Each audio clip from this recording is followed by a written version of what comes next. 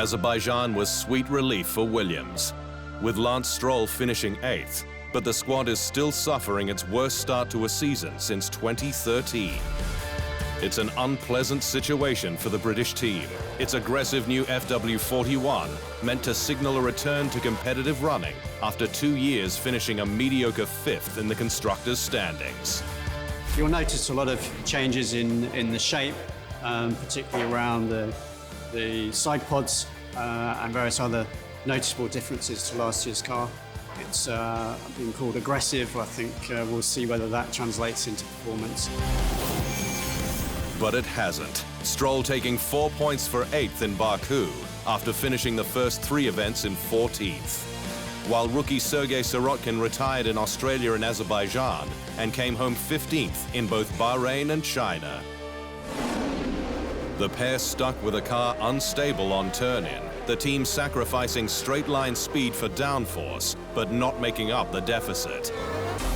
It's 4 points, leaving it 10th in the constructors' standings. As the 6th time in its history, it's had just 1 points-paying place in the first 4 races, and just the 3rd time this millennium.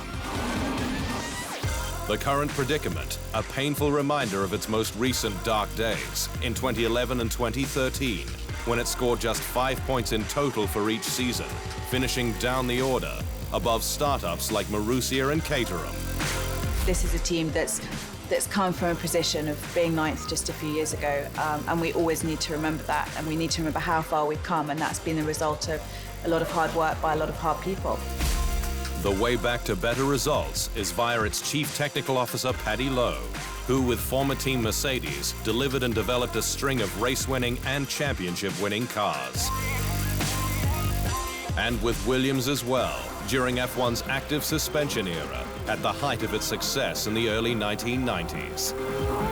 We were so lucky when we were able to coerce him to join us from Mercedes. You know, he won multiple world championships there. But the team has a significant challenge in its high-cost structure, making parts that other teams like Force India can buy in cheaper, a legacy from when it had a works partnership with BMW. Which explains the squad's interest in Liberty Media's cost cap idea, and the reason why it uses drivers to generate income, with Stroll and Sirotkin, who still need more time to blossom. But according to the team, it's not the only motivating factor in deciding its lineup. Our decision-making process is so much more complex than just deciding to put a driver into a race car because they have some cash. Yes, we're an independent team. Yes, sponsorship is really difficult to come by these days. Thankfully, the team will have reserve driver Robert Kubica behind the turnaround of the FW41. The highly rated Pole, an experienced developer and keen to demonstrate his value. I'm looking forward to just make my job in a very professional way and extract maximum from myself and from my opportunities. Moving up the grid from last in the constructors' standings will be a slow process, but Williams is a resilient squad.